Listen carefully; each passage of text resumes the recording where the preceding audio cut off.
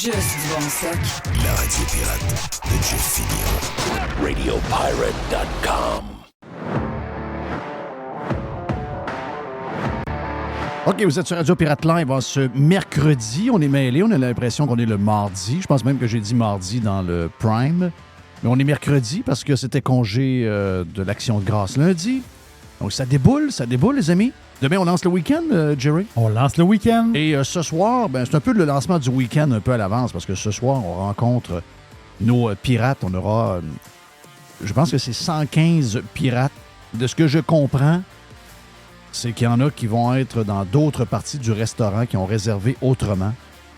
Pour venir nous saluer, donc vous allez être le bienvenu, c'est sûr. On a un bon défi, surtout dans la cuisine, 230 boulettes. Donc, on va voir à quelle rapidité vous voulez être servi. On regardera ça avec vous. Mais nous, on ne mange pas en commençant. On va manger probablement à la fin. On va se promener. On n'a pas de table. On a donné notre table à des pirates. Donc, on va se promener. Mr. White va être avec Jerry. Et moi, je vais être avec MC. Des gens m'ont demandé est-ce que Tiger va être là. Malheureusement, dans un restaurant, Tiger ne peut pas être là. Mais on va aller faire le tour. On va vous jaser quelques minutes par table, aller vous saluer, puis vous laisser manger quand vous allez être prêt à manger. Mais on va faire le tour de tout le monde.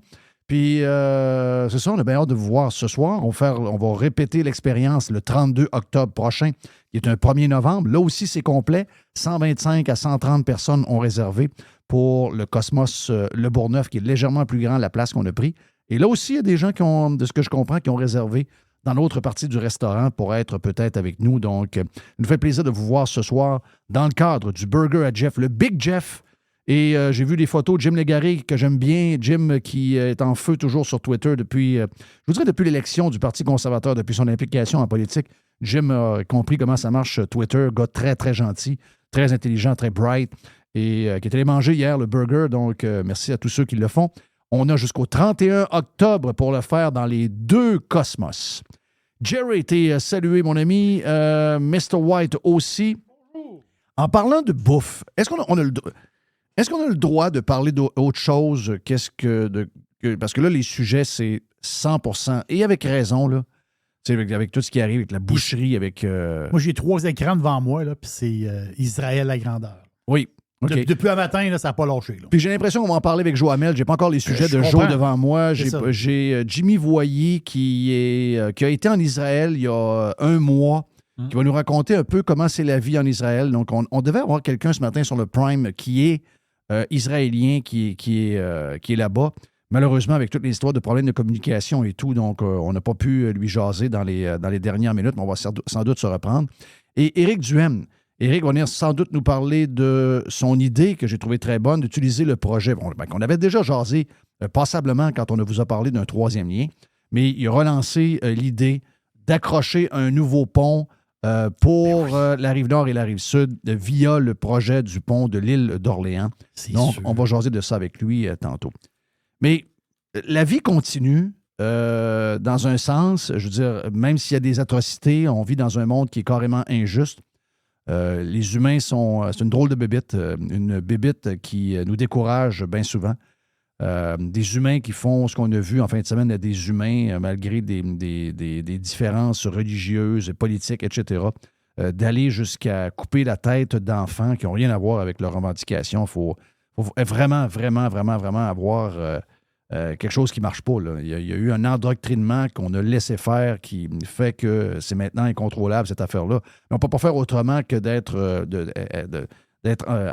empathique à tout ce qui se passe et être avec les familles des victimes et tout. Mais à travers ça, il y a toujours... Puis je sais que tous les sujets deviennent un peu anodins. C'est pour ça qu'hier, d'ailleurs, on s'est donné une petite heure sur le Prime où on a tombé par hasard sur un palmarès des meilleurs albums du 4 juin 82. Et on a fait le tour de ça. Je pense qu'il y avait, sur 40 albums, je pense qu'il y avait 25 albums Greatest Hits quasiment. Donc, des albums originaux, mais qui sont devenus, avec le temps, des albums phares. Donc, on a fait le tour de ça hier. Et la raison pourquoi on l'a fait, c'est que je trouvais que c'était un bon timing. Ça nous permettait de décrocher et de penser à autre chose parce que les images qu'on voit et les sujets qui sont discutés, c'est très, très, très, très lourd. Mais je sais que Mr. White a reçu beaucoup de messages par rapport à ça. Le monde a aimé ça. Oui, le monde aimait ça. Vraiment. Le monde. Puis, il faut faire attention, il y a Il y a malheureusement, tu sais, quelqu'un écrivait qu'à son travail, la majorité des gens ne savaient pas ce qui s'était passé là-bas. Tu sais, il a déconnecté, puis moi, je suis un partisan de ça, qu'il faut déconnecter, mais puis il y a un paquet de choses que vous n'êtes pas obligé de savoir. Il y a un paquet de sujets qui deviennent beaucoup trop gros, un paquet de sujets à qui on donne beaucoup trop d'importance. Mais ça, je pense que si tu n'es pas au courant de ça, il y a quelque chose de bizarre. Là. Je sais que les gens aujourd'hui sont capables de s'évader avec les consoles de jeux, avec les Netflix de ce monde, avec un paquet de choses qui leur permet d'aller un peu partout puis de s'évader le plus loin possible. Mais c'est quand même une grosse affaire. Mais je trouvais que c'était important de le faire, puis je comprends qu'il faut essayer de garder une bonne balance là-dedans parce que nos problèmes sont encore là. Ce matin, je te donnais l'exemple, puis le peintre en question vient juste de m'écrire il y a quelques minutes.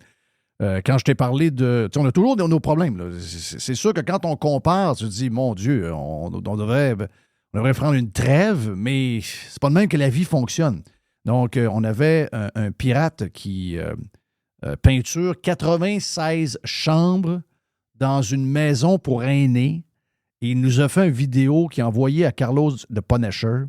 Puis il vient de m'écrire encore pour me dire, je suis là-dedans, puis je capote bien raide parce que les chambres, c'est bien correct, là, mais je veux dire, c'est une salle pour mettre un lit ou 2 lits avec une fenêtre et une petite toilette bien ordinaire. OK? Et il y a, une fois que tu sors de la chambre, il y a un air ouvert qui donne vers la réception, puis quelques endroits où ils peuvent mettre des divans pour que les gens puissent socialiser entre eux autres, entre les gens qui restent là. Mais je veux dire, il n'y a pas... C'est pas... Il y a 2 barres de soutien dans la chambre de bain, là, puis peut-être un lavabo... un petit peu spécial. Il n'y a rien de spécial. Je parlais avec quelqu'un il y a un mois et demi qui possède des hôtels à Québec. Puis il me dit, c'est carrément de la fraude. Parce qu'il dit, nous autres, on fait des hôtels de luxe. Oui.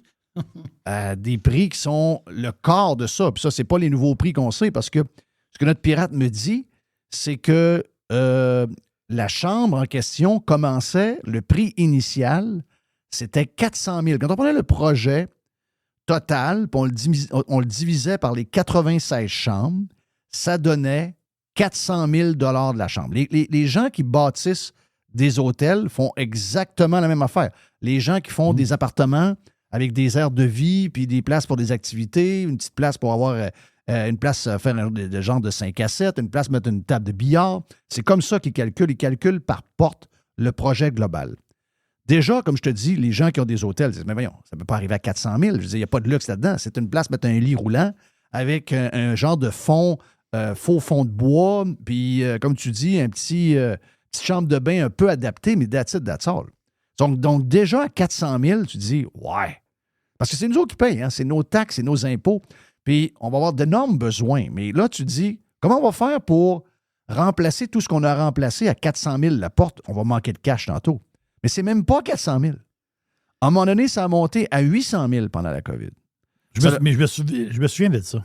Ça l'a monté... C'était un scandale, à 800 000. Oui, ça l'a monté à 1 million. Et là, ce que notre pirate qui est là et qui nous a fait le petit vidéo, qui a envoyé ça à Carlos de Punisher, ce qu'il me dit, c'est qu'on est rendu à 1 200 000 la chambre. Et sais-tu quoi? Il dit... Je t'avise que c'est pas encore fini. Donc, c'est pas le projet, c'est pas le montant final. C'est x3. Tu sais, il y a différents moyens de s'appauvrir. On parle beaucoup de l'inflation. On parle des taux d'intérêt qui fait que la même maison coûte cher puis que tu n'as pas une meilleure maison. Tu as la même maison qu'avant, mais tu as renouvelé ton hypothèque. Puis tu es passé d'un paiement de 1 300 à 2 100 par mois, donc tu as un 800 de moins net dans le budget familial. Ça, c'est un appauvrissement. Ensuite, quand tu t'en vas à l'essence, au lieu qu'elle soit à 1,10 ou 1,15, elle est à 1,74, 1,80, 1,79, bien ça aussi, à chaque fois que tu vas à l'essence, tu t'appauvris. L'inflation qui nous a été amenée par un comportement complètement cinglé de nos politiciens pendant la COVID, ça l'a créé des problèmes d'approvisionnement, trop de cash en circulation. Ça l'a provoqué une surdemande sur un paquet d'affaires. Ça l'a provoqué donc de l'inflation. OK? Et on vous l'avait dit, quand l'argent est imprimé, donné aux entreprises et donné aux particuliers avec la CPU, quand on a vu que le gouvernement du Canada imprimait 325 milliards, qui était en quelques mois, c'était de doubler la dette totale du Canada en l'espace de quelques mois, que ça ne peut pas faire autrement que nous mettre sur le cul et que l'option qu'on voyait le plus en mai 2020, c'était qu'on allait être attaqué par une inflation terrible qui allait appauvrir tout le monde. Sauf souvent les gouvernements, par contre, je vais vous le dire, parce qu'eux font des revenus avec les taxes et les impôts en fonction de l'inflation. Donc, eux autres sont plus... Mais eux autres aussi, ils sont victimes de ça. On le voit quand ils construisent quelque chose. On le voit quand ils construisent un pont. On le voit quand ils veulent construire un train. On le voit quand ils veulent faire une maison pour les aînés. Donc, il y a différents... Tu sais, tu peux t'appauvrir. Mais ça, quand on vous donne ça, c'est pas votre budget de famille qui est touché, mais c'est notre budget collectif. Donc, à un moment donné, je veux dire, on ne pourra plus taxer, on ne pourra plus en rajouter, il va falloir faire ce qu'on a avec. Mais si la chambre qui coûte 350 400 000 originalement est rendue à 1 200 000 à 1 300 000, que ça, c'est juste un projet de 96 chambres, et qu'on a un projet total et global pour s'occuper de nos aînés, parce qu'on a vu le nombre d'aînés que nous aurons prochainement, mais il va falloir avoir des centaines de milliers de chambres semblables. Mais centaines de milliers de chambres fois 1,2 million de dollars, c'est irréalisable. Ça, c'est irréalisable. Donc, oui, on s'est appauvri dans les 2 dernières années individuellement et familialement, mais on s'est appauvri énormément collectivement aussi, et personne ne gagne là-dedans. Tu sais, des fois, on se demande comment ça se fait que des belles places, tu sais, on parle souvent de places en Amérique du Sud, des villes qui étaient des villes riches. Buenos Aires, la capitale de l'Argentine. Exact. Buenos Aires, il y avait des endroits au Brésil. Le Venezuela avait des endroits très riches.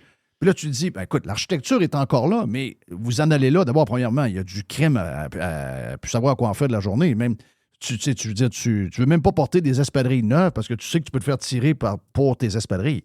Donc, il y a du crime.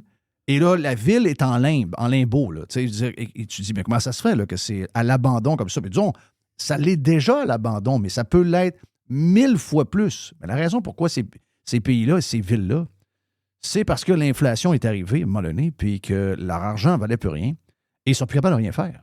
Donc, est-ce qu'on est dans un cycle de même qui est épeurant? Moi, je pense que c'est commencé un peu. Il faut essayer de le régler. C'est un peu ce qu'ils essaient de faire avec les taux d'intérêt et tout. Mais c'est très préoccupant. Et une des choses, un des gars que je veux que vous suivez sur...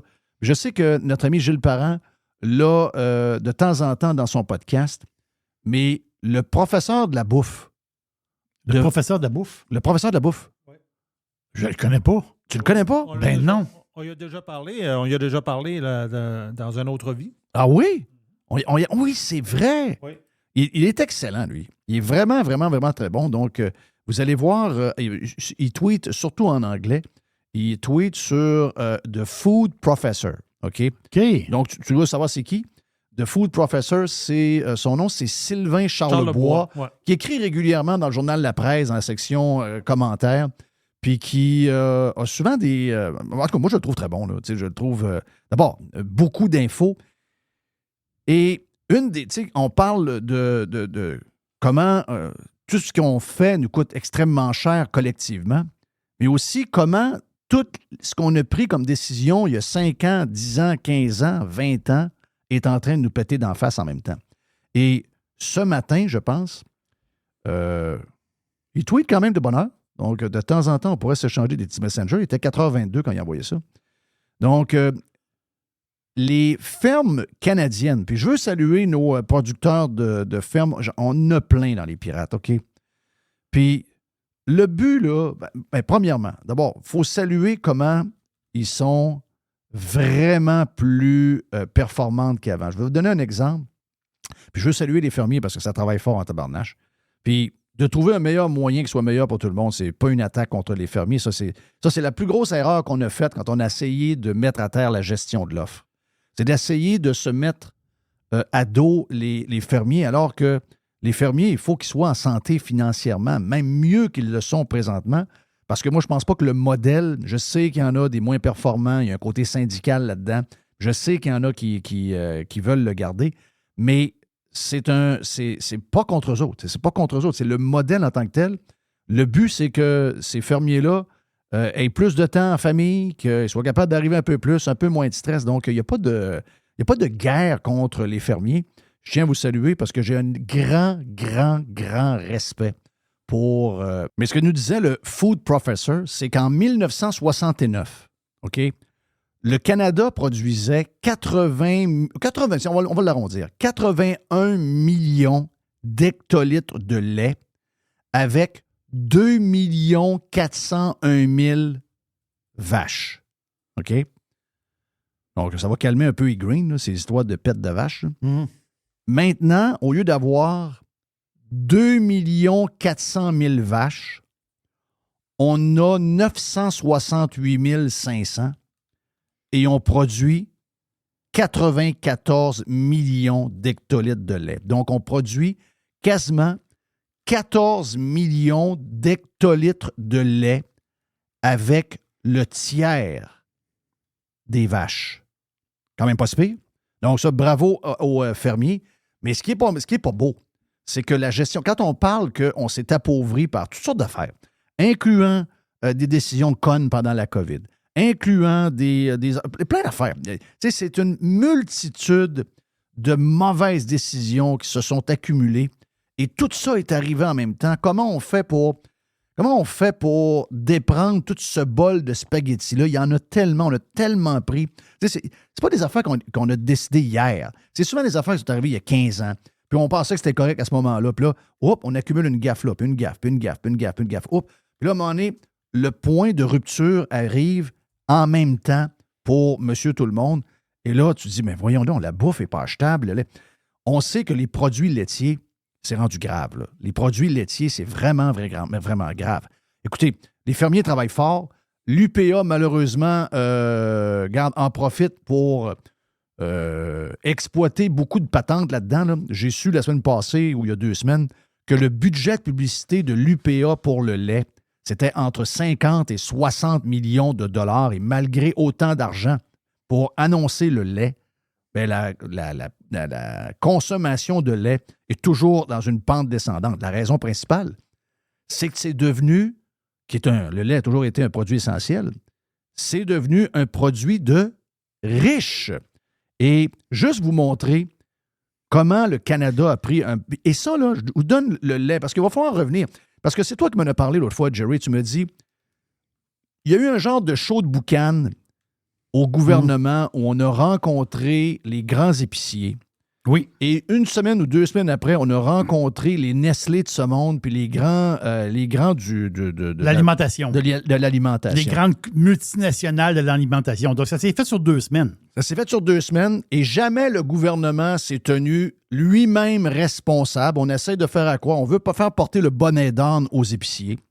On veut faire porter le bonnet d'âne aux transformateurs, à ceux qui s'occupent de faire la bouffe. Aux grosses multinationales de bouffe. Jamais le gouvernement s'est dit « Ouais, l'inflation avec la bouffe, c'est pas mal nous autres. » Jamais. On a fait un show de boucan pour essayer de mettre ça sur leur dos à eux autres. Mais tu me dis... J'ai trouvé ça bizarre. Tu me dis, c'est drôle que tout le monde est passé au confessionnal. Tout le monde est passé. L'industrie au complet, sauf la gang qui mène la patente.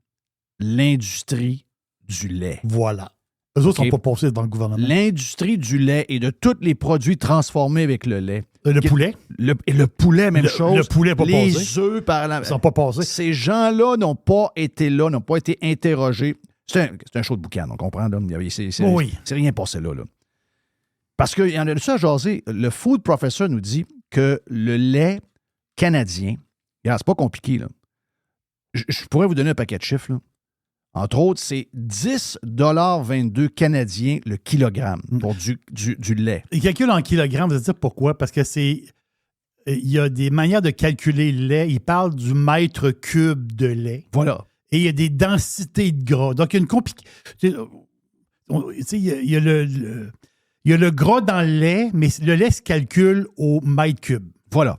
Donc, c'est sûr qu'il y a un poids. Là. Exact. Donc, il y a un poids. Si je prends je vous donne l'important, ça va être la différence entre le Canada et les États-Unis, vous allez comprendre. Les lois qu'on s'est données, puis je vous le dis, là, quand on l'a fait, on l'a mal fait. OK?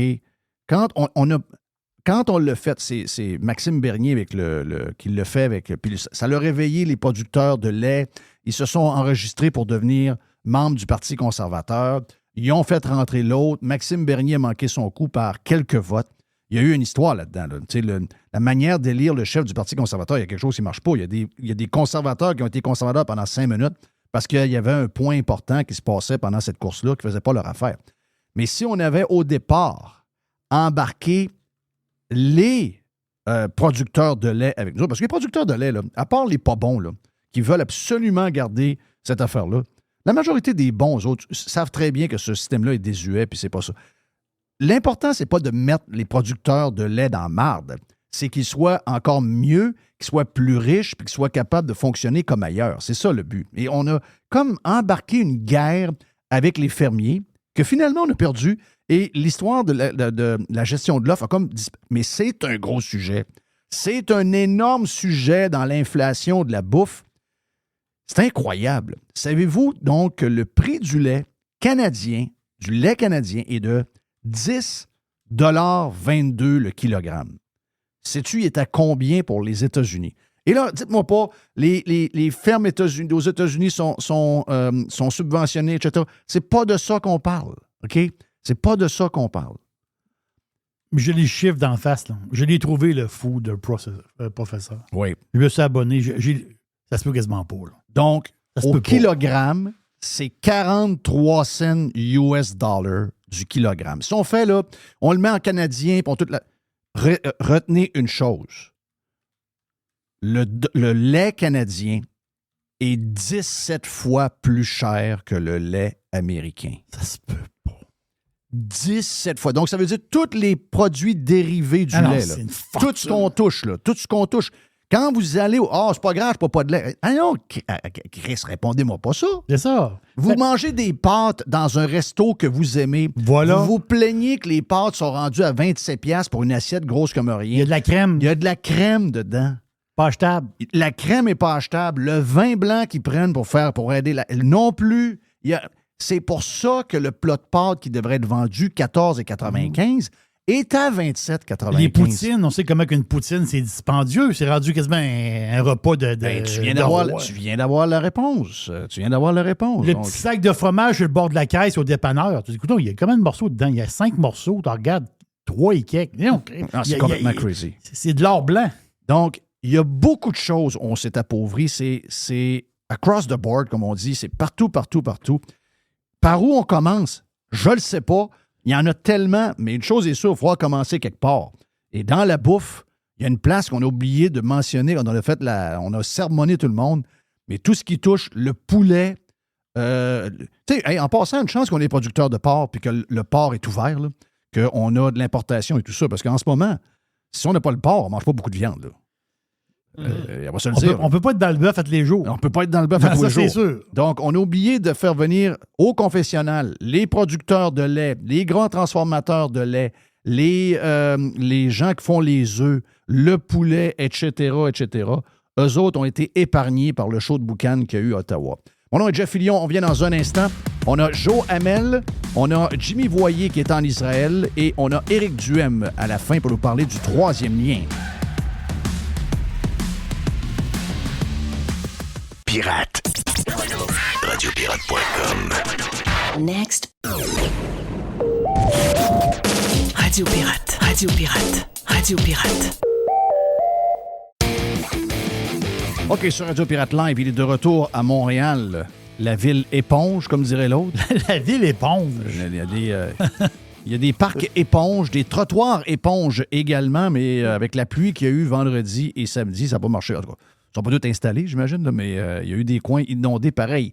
Joe Hamel était en direct du Kentucky la semaine passée. Là, il est de retour à Montréal.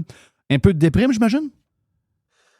Toujours un petit peu quand on revient, surtout avec cette température-là, mais beaucoup, je te dirais, c'est ce que je jasais un peu avec Mr. White en en préparation. Quand tu voyages un peu, moi, j'ai principalement fait les grandes villes américaines, mais j'ai pas fait les plus petites villes. Quand je dis plus petites, là, des choses comme des villes comme Buffalo, Pittsburgh, Cincinnati. On parle de villes d'à peu près 350, 400 000 dans la ville elle-même, région métro d'à peu près le double. Puis tu vois à quel point, il y a des villes là-dedans qu'on peut comparer un peu à Québec en termes d'envergure. Je regardais même Columbus, Ohio. Je pensais pas que c'était aussi gros, là, c'est pas loin d'1 million de personnes. Mais tu te rends compte de l'ampleur du réseau routier et des infrastructures de transport en général. Écoute, quand tu rentres à Buffalo, c'est 5 voies chaque bord, Jeff. Là. Oui. Pour une ville de quoi... c'est assez dense, par exemple, Buffalo, mais tu te rends compte, écoute, Columbus, Ohio, tu as une série d'échangeurs quand tu passes le long de la... C'est généralement beau aussi, là, quand ils disent « Ah, les ponts, c'est pas beau. » Hey, une ville comme Pittsburgh, qui a plusieurs ponts, le stade des Pirates, qui est pas très loin de la petite rivière. Donc, c'est drôle, ils n'ont pas dit, eux... Columbus Métro, c'est 2 138 000. Ouais, je pensais pas que c'était aussi gros, honnêtement. C'est impressionnant. Mais c'est drôle. Je pense pas qu'ils ont dit, eux, que c'était fini la construction de routes. Et je pense pas que là aussi, le ministre de l'économie de l'État a dit qu'il fallait couper le parc automobile en deux. Là. Donc, c'est un constat qui... Tu sais, tu dis, des fois, tu rentres à New York ou Los Angeles, t'es impressionné, mais c'est aussi présent, et particulièrement, tu sais, le concept d'un périphérique. La ville de Lexington, Kentucky, va voir, c'est un exemple concret d'un périphérique. Puis tu le vis quand tu es là, puis mettons, tu es à une extrémité de la ville, puis tu vas, mettons, il faut que tu te rendes même à une partie de la ville, à l'autre extrémité, ben, il te fait faire le tour par l'autoroute périphérique et non pas par le putain de centre-ville, comme c'est le cas ici à Montréal, quand tu dois sortir de la ville par certains coins, tu sais. Donc ça, c'est ce qui manque à Québec, tu sais, c'est ce qui manque aussi à Montréal avec la 30 et la 25 qui sont pas interconnectées. Donc, comment ça, des villes aussi populeuses comme Montréal et Québec Métro n'ont pas de réseau routier à la hauteur du 21e siècle? Moi, ça me dépasse. En passant, des fois, on pense que Buffalo, c'est un village, mais c'est quand même, métro, c'est quand même 1 125 000. On sait quand on va au centre-ville de Buffalo, on est comme, surtout si on y va la fin de semaine, c'est un peu mort, mais c'est surtout en banlieue que ça se passe, donc 1 125 000, mais tu as raison. Une des affaires, c'est, d'abord, on vit en Amérique du Nord. C'est le fun d'aller en vacances un peu partout dans le monde, mais si on veut se comparer, c'est parce que le problème, il est là. Le problème, c'est que nos politiciens se promènent en Europe et nous font semblant qu'on est l'Europe, alors que nous sommes l'Amérique du Nord avec des caractéristiques qui ressemblent pas mal d'une place à une autre, d'une région à une autre. Québec ressemble, ou Montréal ressemble, je sais pas, moi, Montréal va ressembler... Montréal, c'est beaucoup Boston, je pense. Boston, c'est une bonne comparaison. Québec, ça peut être effectivement Columbus. Donc, allons voir ces endroits-là, puis bâtissons, puis essayons de recréer à peu près la même chose. Mais là, tu sais, il n'y a rien à faire ici. C'est mais si on fait des autoroutes encore, puis on élargit, on va juste amener plus de voitures, puis ça va amener plus de congestion, etc. Tu sais, cette bagarre-là, on dirait qu'on l'a comme perdu. C'est plate, mais on dirait qu'on l'a perdu. Ben, écoute, c'est une série de... C'est vraiment les 10 dernières années, je pense, où on a pris du retard. Tu sais, ça commence d'en haut. Tu sais, le régime Trudeau a ruisselé sur l'ensemble des villes canadiennes. Et ces villes-là sont maintenant sous régime quasi communiste. C'est le cas de Montréal, c'est le cas de Toronto. Toronto s'est développé plus vite. Là. Écoute, Toronto s'est rendu une grande capitale nord-américaine. Là. C'est impressionnant. Je te dis, écoute, quand tu es au centre-ville de Toronto, moi, ça me fait penser, c'est un petit Manhattan, le centre-ville de Toronto. Là. Ça ressemble beaucoup au quartier financier de New York. Il y a un genre de petit Times Square aussi. Là, Ouais, exact. Mais tu sais, il y a encore là, tu vois, il y a une mer gauchiste qui vient d'arriver. Il y a aussi l'obsession des pistes cyclables. Puis là, pouvez-vous arrêter de m'associer aux putains de pistes cyclables? Moi, je fais du vélo, je fous ça dans le Range Rover, dans la Audi, je vais en faire en Estrie, ou quand j'en fais ici, je passe dans la rue. Arrêtez de m'associer à ça. Là. Moi, je passe dans la rue, je fais pas mes stops, je m'en sac des pistes cyclables. Là. Ça va pas assez vite, ces pistes cyclables. Il y a des chiens, des personnes âgées qui marchent. c'est dangereux. Il y a des triporteurs. Là. Qui t'accuse de Mais parler non, de- mais en général, je généralise parce que tu sais, quand je suis un fan de vélo, le sport, pas le moyen de transport, j'en ai rien à crisser de me promener en vélo. Moi, quand je vais en vélo, c'est pour avoir du fun puis c'est pour suer. Donc, je note, généralement, il y a du monde qui dit « Ah, mais ça, c'est pas ta gang. » Non, non, c'est zéro ma fucking gang, là. Ah oui, regarde. Message est passé, gang de crinqués. Mais moi dire de quoi? Ben, c'est ça. Les projets de pistes cyclables, par contre, s'il y a quelque chose qu'on est capable de faire vite, c'est ça. Là. Ça, quand il y a un projet qui arrive, quasiment un an après, c'est fait, tout est réglé. Les affaires sont. L'asphalte est arraché, les trottoirs ont été refaits, etc. Là-dessus, ils sont vite en tabarnache. Ben oui, puis en même temps, il n'y a pas vraiment d'adhésion. C'est quoi la clientèle pour ça? Puis il y a un espace pour les pistes cyclables. Regarde à Québec, là, le tronçon qui part de Chauveau, qui s'en va jusqu'à dans le nord, l'espèce d'un ancien chemin de fer, je pense. Là. Mhm. Ça, c'est correct. Ça veut dire, puis évidemment, il y a des artères que tu as besoin d'une piste cyclable, mais l'idée que l'espace routier doit être limité pour faire de la place au vélo, ça fait aucun fucking sens. Il n'y a pas de clientèle pour ça. Ouais, mais On ça, a l'hiver en plus. Ils vont à Copenhague, ils vont Ah ouais. à Amsterdam, ils vont dans ces places-là, puis ils essayent de ramener. Non, mais attends une minute, là. Ils s'en vont dans des places, des villes comme ça. Il est où le maire de Québec, là? Il est à Lyon. Oui, italien. Il est à Lyon. Mais regarde la map. Lyon, c'est une ville qui est divisée par un fleuve. C'est le Rhône. Il y a un fleuve qui passe au milieu de la ville. C'est sûr que c'est pas le fleuve Saint-Laurent, mais il y a quand même 45 ponts à Lyon. Oui. Mais c'est drôle, il n'en parle jamais des ponts à Lyon, lui. Non, il n'en parle pas. OK, bon, on va prendre les 45 ponts qu'il y a. Il y a des ponts et passerelles qu'ils appellent, là, mais il y a quand même 45 liens dans la ville pour traverser d'un bord ou de l'autre. Quand même. Pas un mot.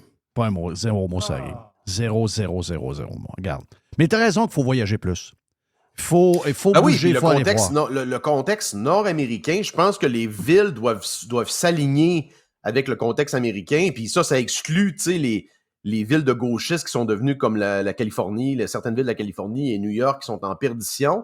Et tu sais, on sent que les gens sont tannés de ça, là. Je te dirais que ça commence à... Puis à Montréal, il y a des signes encourageants, tu sais, des quartiers comme Rosemont qui commencent à protester contre les pistes cyclables. Pourquoi? Parce que c'est des familles qui n'ont plus de place pour stationner leur char. Est-ce que t'as-tu pris l'entrevue de Patrice Roy avec l'agent de élu du coin qui... Écoute, une cégepienne c'est incroyable. militante, c'est incroyable. Comment une telle insignifiante peut se ramasser, parce qu'elle, là, elle a une mission quasi divine Oui.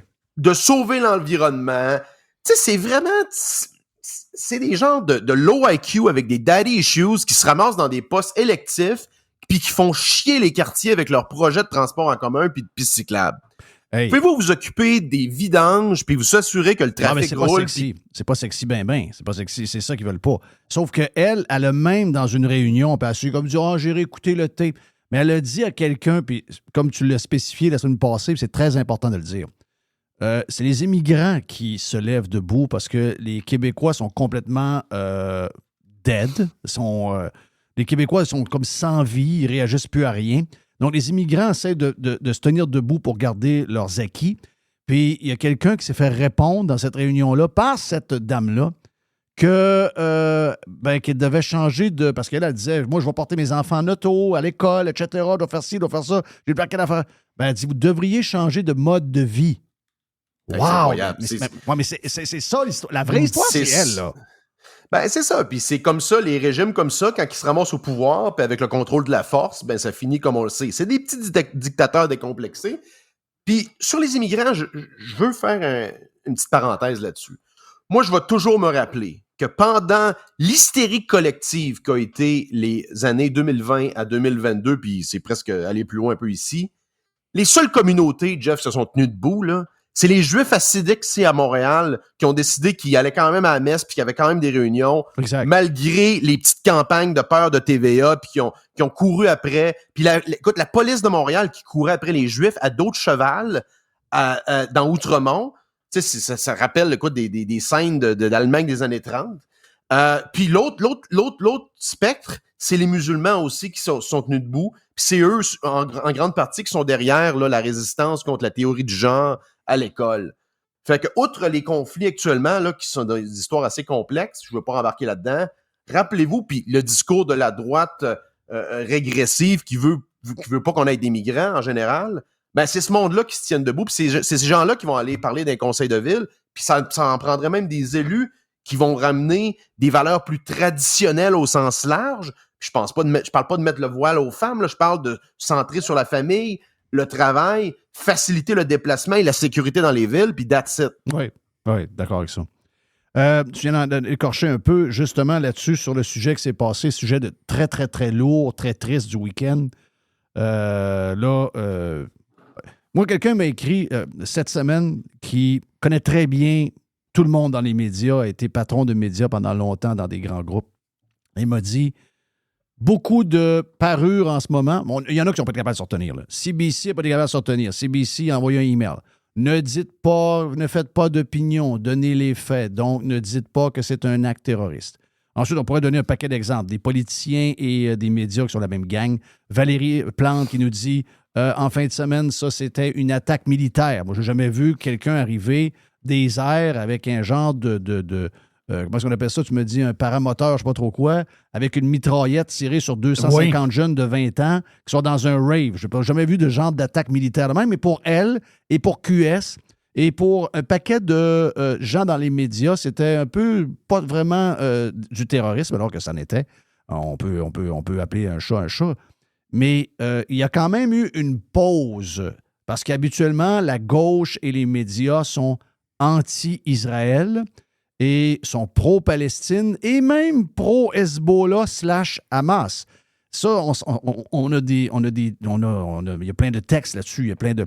Donc là, lui, cette personne-là me dit, d'ici 10 jours, tout va redevenir à la normale. Là, pour l'instant, avec les images, ils n'ont pas le choix. Ils ne peuvent pas commencer à faire leur game habituel.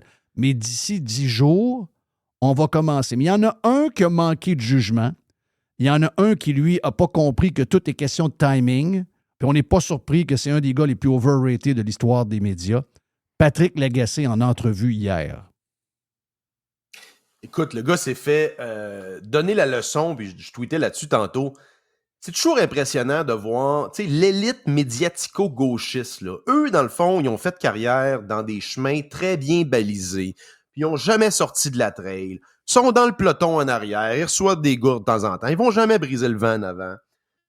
Puis dès que ça sort un petit peu des sentiers battus, puis dès que ça brasse un petit peu avec quelqu'un de peu importe de la droite ou de la gauche, mais quelqu'un qui maîtrise son sujet, ces gens-là sont exposés au grand jour. Puis ça démontre à quel point c'est des gens peu impressionnants sur le plan intellectuel. Et tu le dis, c'est quelqu'un qui devrait s'en tenir aux faits divers. Là. Patrick Lagacé est venu au monde avec les faits divers. Il devrait rester dans les faits divers. Je peux te reprendre, parce que j'en ai parlé ce matin dans le Prime. Moi, je trouve que Patrick Lagacé, sa crowd et ses textes, qui sont souvent dans les 5 plus lus de la presse, je sais exactement qui est sa clientèle. C'est une clientèle de femmes. Pour moi, Patrick Lagacé, c'est un chroniqueur du Châtelaine. Oui. Oui. Non, Châtelaine. Châtelaine, c'est une fois par semaine. C'est une fois par semaine. Donc, d'après moi, c'est toujours un angle émotionnel avec parsemé d'un peu de fait. Oui, c'est ça. Puis, je comprends exactement ce que tu veux dire. Oui, exact. Donc, t'as retenu quoi de cette entrevue-là? À part ça, y a-tu des choses... parce que, comme tu dis, d'abord, premièrement, que le gars a été marqué par sa visite il y a 10 ans. Il l'avait trouvé spécial. Là. Ça veut dire que s'il s'en rappelle qu'il a dit la même chose il y a 10 ans quand il a visité Israël, parce que souvent, Israël invite des médias du monde entier à aller voir ce qui se passe pour qu'ils réalisent que finalement, ce qu'il raconte, c'est peut-être un peu de la bullshit. Et ce gars-là se rappelait d'avoir jasé avec Lagacé il y a 10 ans. Et moi, quand il était bouche bée, pas capable de répondre. Puis avec raison. Le gars dit oui, mais vous attendez à quoi? Les personnes sont rentrées dans la maison et tuent des enfants et tuent ta femme. Tu t'attends à quoi de moi? Et il est incapable de répondre. C'est ça, tu sais, puis tu parlais tantôt, tu sais, la guerre, il y a des règles. La guerre, c'est le chaos, c'est tout le monde souffre, je comprends, là. Mais généralement, un conflit entre armées organisées, militaires, professionnelles, tu tires pas sur des blessés, les gens qui se rendent ont le droit de se rendre, d'être traités, etc. Puis c'était le cas même pendant la Deuxième Guerre mondiale, en général, là, à part quelques unités SS en général. Donc, tu sais, il y a un certain cadre dans la guerre, puis les civils sont généralement épargnés. Ben, dans ce cas-là, on a affaire à réellement des terroristes et des bourreaux qui ont assassiné, exécuté des enfants. Ça a été fait aussi par des alliés. Regarde, au Vietnam, il y a une unité américaine qui avait exécuté des civils.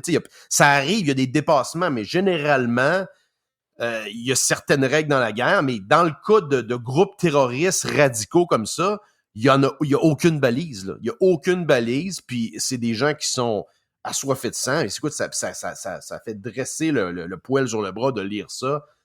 C'est épouvantable, là, mais c'est un conflit qui est complexe. On peut pas réduire ça à ça. Mais c'est là que tu vois que des gens peu impressionnants comme Lagacé ne devraient pas s'aventurer sur ces terrains-là. Ouais. Est-ce que tu as vu des syndicats, tu as vu QS? Puis on le sait, là, les syndicats, on le sait. Là, ils ont toujours vu le symbole du capitalisme pour eux autres. Ça date depuis quoi? 200 ans? 150 ans. 150 ans, bon, facile. Oui.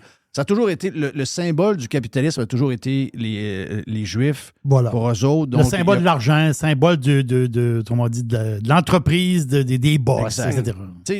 Le Québec a toujours été antisémite en général. Il y a toujours eu un courant antisémite latent. Beaucoup dans le monde francophone en général. Puis, tu sais, l'association à la Palestine et au Hamas ou Hezbollah, c'est un peu la position par défaut des anticapitalistes gauchistes. Là. D'ailleurs, c'est drôle que ces gens-là, tu sais, l'espèce de gauche qui est devenue autoritaire, sont devenus des espèces de porte-parole pour Pfizer et pour Lockheed dans le cas de la pandémie et pour Lockheed Martin dans le cas de l'Ukraine. Oui. C'est ces gens-là qui veulent envoyer des tanks en Ukraine puis vacciner la population en entier 8 doses Pfizer. C'est quand même une certaine incohérence. Là, c'est ça qui s'est rendu incohérent partout. Joe, c'est ça partout. Pour même du monde proche de nous, il y a beaucoup d'incohérences maintenant. C'est ça, des gens peu impressionnants. Intellectuellement, c'est des gens qu'on peut mépriser facilement. Tu sais, t'invites un gars comme Lagacé. Moi, je vais aller à n'importe quel micro. Là. Tu m'invites à n'importe quel putain de micro avec n'importe quelle dosian, je vais y aller. Puis je vais essayer de me débrouiller. Au pire, je me ferai ramasser, ça me dérange pas. Mais ces gens-là, c'est des peureux, là, Jeff. Jamais qu'ils viendraient à ton micro. Jamais. Tu te fais inviter au micro de Lagacé demain matin, tu y vas-tu? Ben oui, c'est sûr que oui. Bon, lui, jamais qu'ils viendraient. Et là, ils vont utiliser leur argument, c'est toujours je vais leur donner de l'exposure, donc. C'est quoi cette affaire-là? C'est des gens qui sont pas capables de débattre. Ils ont construit soigneusement un cadre médiatique qui les maintient, entre guillemets, au pouvoir, et ils profitent de ça. Mais c'est un monde qui n'est pas capable de compétitionner. D'ailleurs, tout est là dans leur opposition à Meta. Et c'est l'idée fondamentale que c'est des gens qui ne sont pas capables de compétitionner dans un monde libre. D'ailleurs, c'est un gars, Lagacé et compagnie, c'est du monde qui font 15 000 par année sur Patreon et Substack s'ils perdent les groupes dans lesquels ils sont accrochés actuellement. Là. Clair que oui. Est-ce que c'est une des plus grandes... En tout cas, il y a déjà eu peut-être une couple, mais de mémoire, depuis Marine Le Pen avec la madame de Radio-Canada, pas de Air Canada, mais de Radio-Canada. Dussault. Et ce qu'on a entendu hier, puis, écoutez, il y a peut-être des gens qui ne l'ont pas entendu. Ce que je vais faire, c'est que, Mr. White, on va coller un bout de l'audio tout de suite en finissant avec Joe pour que les gens comprennent ce qui s'est passé. Mais ça me faisait penser beaucoup à Mme Dussault avec Marine Le Pen. Non. Ben exact. Puis elle, Dussault, du haut de sa prétention, pensait que Marine Le Pen, dont je suis pas du tout un fan, là, c'est une espèce de fausse personne de droite, mais avec des discours gauchistes, protectionnistes, complètement débiles. Mais à la base, je pense que c'est une dame qui est capable d'argumenter puis qui était assez solide dans son discours.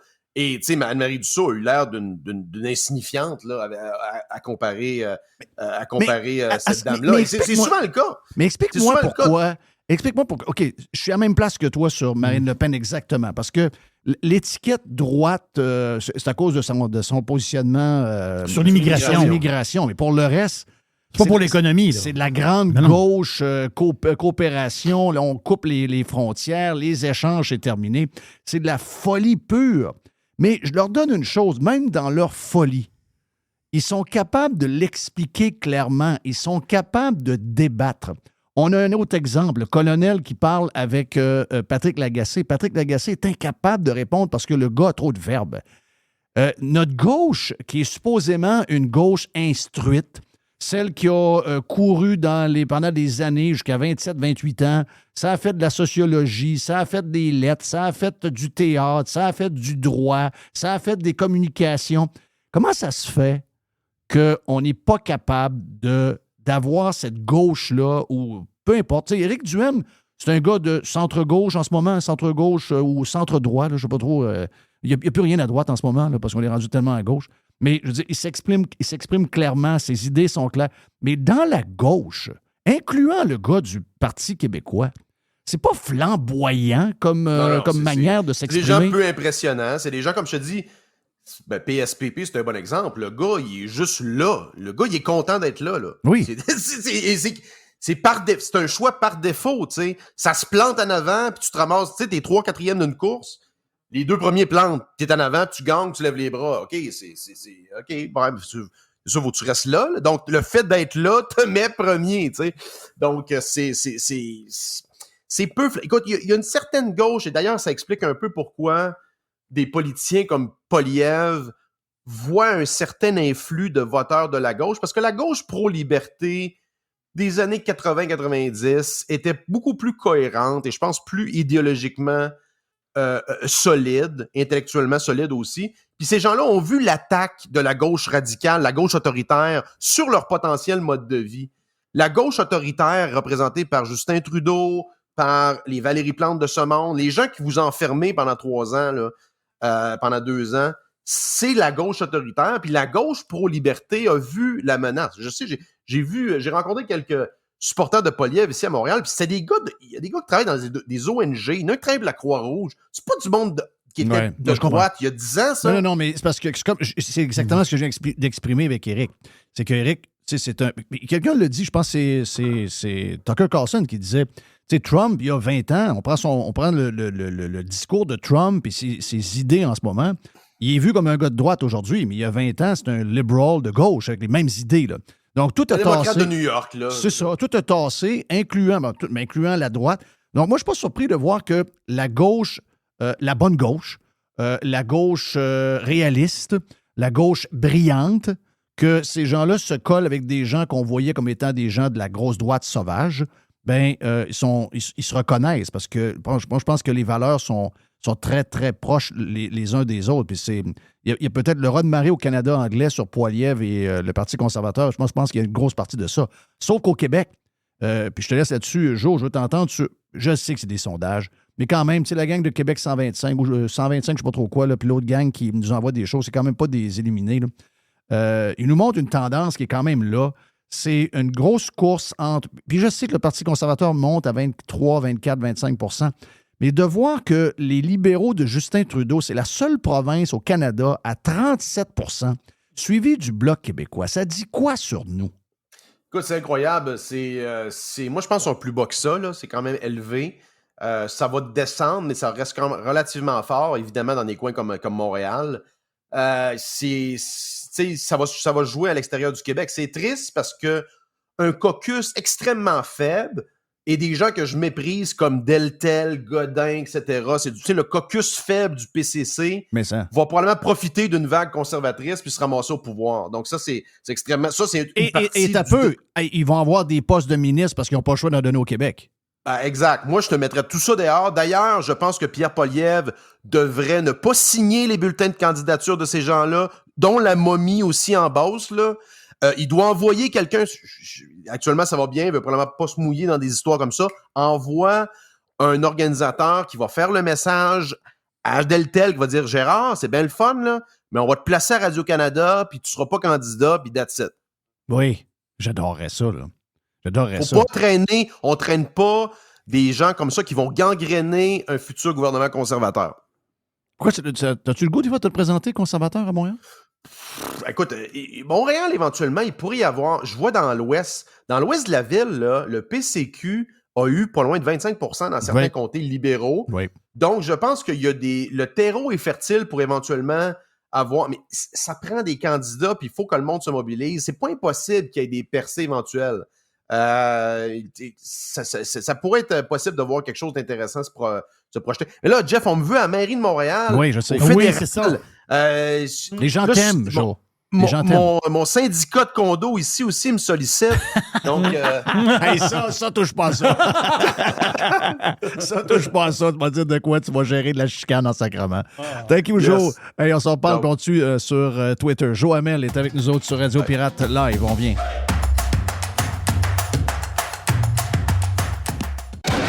Pirate est fier de l'être. Radio Pirate. Radiopirate.com. JeffFillion.com.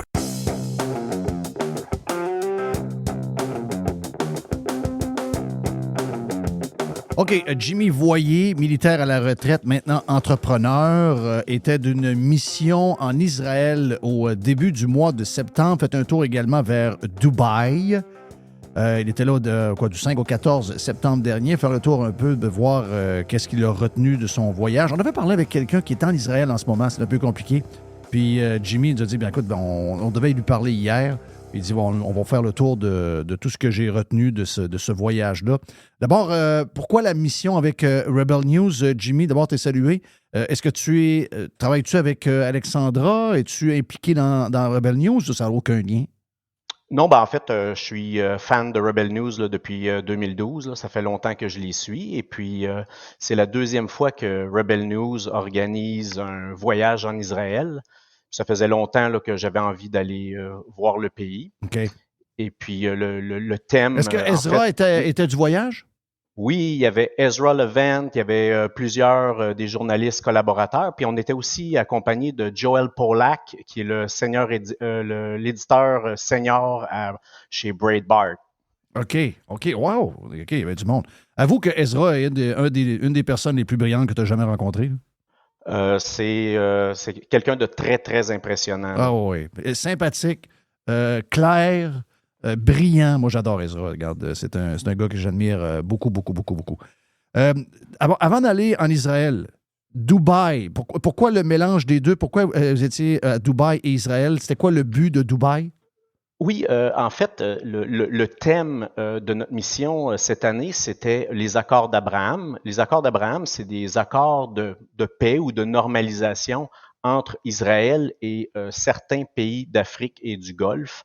Alors, nous, on avait choisi d'aller à Dubaï pour voir comment, sur le terrain, à Dubaï et en Israël, les accords s'opéraient, là, si on veut. Là. OK. C'était ta première visite à Dubaï pendant que tu étais dans l'armée. Là, tu étais dans ce coin-là du Middle East ou tu étais pas... Oh, écoute, j'ai été déployé un peu partout au Qatar, Afghanistan. OK, donc c'est des coins que tu connais.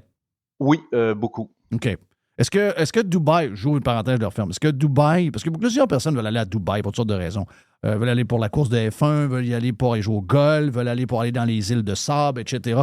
Mais plusieurs me disent, ou l'aéroport aussi qui est très impressionnant, mais plusieurs me disent que c'est quand même une ville qui a été bâtie de toutes pièces en l'espace de quelques années, impressionnant comme infrastructure, mais avec zéro âme. Est-ce que tu as le même feeling? Oui, tu sais, c'est même que moi j'ai vu Dubaï la première fois en 2008, puis je suis retourné au mois de septembre, là, puis je reconnaissais même plus. C'est incroyable, hein? Non, c'est incroyable. C'est complètement fou la construction qu'il y a là, mais oui, je dirais une ville sans âme. Tu sais, tout est grandiose, mais ça vaut la peine d'être vu quand même. Israël. Dans ton parcours de militaire, est-ce que c'était ta première visite à Israël? En Israël? Oui, première fois en Israël. OK. Qu'est-ce que tu retiens? Parce que quand tu es allé, est-ce que c'était tranquille? Est-ce que tu sentais que ça grouillait? Est-ce que tu sentais qu'il y a quelque chose qui allait se passer? C'est quand même il y a quelques semaines seulement. Quel est le mood que tu sentais en Israël au moment où tu es allé? Oui, quand je suis débarqué, la première chose qui nous frappe, c'est la chaleur, l'humidité. Là, c'est extrêmement chaud, moins qu'à Dubaï, mais quand même. Ensuite, je dirais, quand je suis débarqué, je suis arrivé à l'aéroport, ensuite transfert vers Tel Aviv. J'étais même surpris que c'était un Palestinien qui était mon chauffeur de taxi. Mm-hmm. J'étais un peu surpris de voir qu'il y avait quand même beaucoup de Palestiniens en Israël. Oui, beaucoup. Ensuite, Tel Aviv, grosse ville qui borde... Juste ouvrir une parenthèse, Jimmy, de ce que tu viens de dire. c'est des, je ne sais pas combien de milliers de Palestiniens qui traversent la bande de Gaza pour aller justement vers Tel Aviv ou d'autres endroits, quotidiennement pour aller travailler. Je pense, est-ce que je me trompe? Peut-être que c'est un genre de 120 000 Palestiniens qui travaillent quasiment à chaque jour en Israël.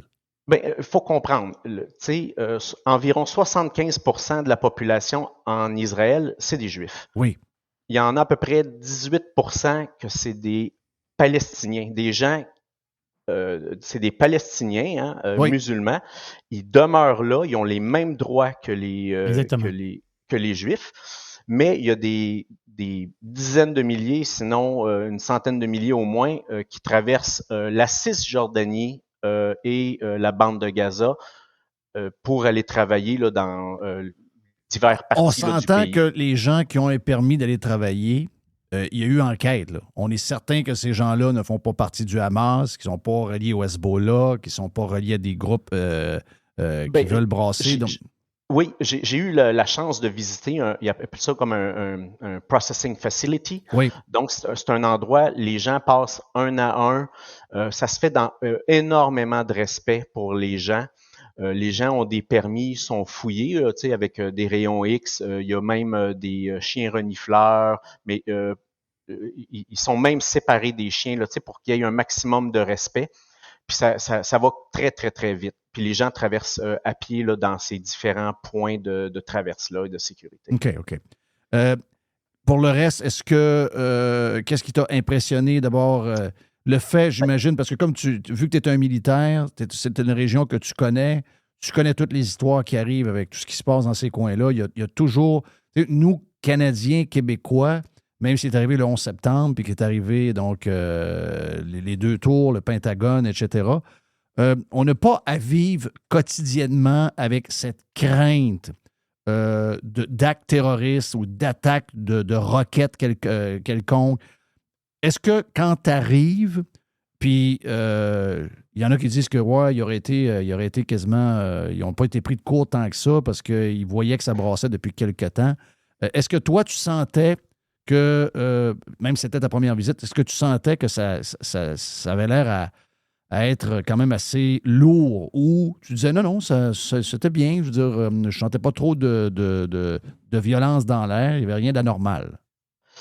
Tel Aviv, c'est un peu à part.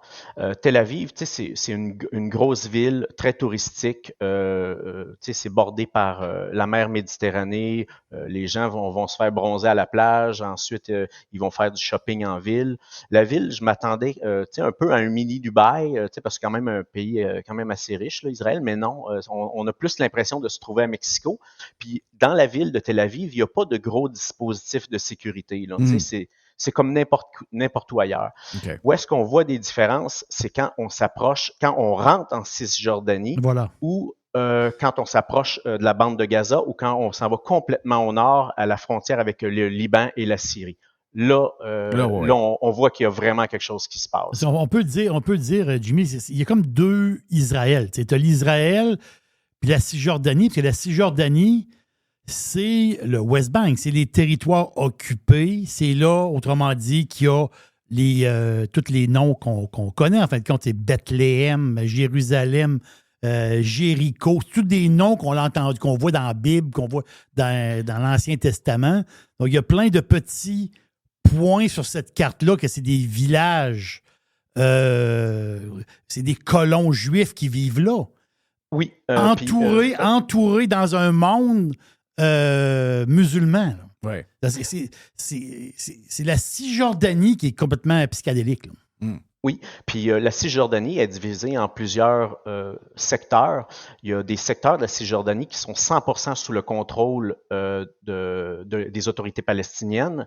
Il y en a une portion, c'est l'autorité conjointe, puis une portion, c'est une autorité israélienne seulement.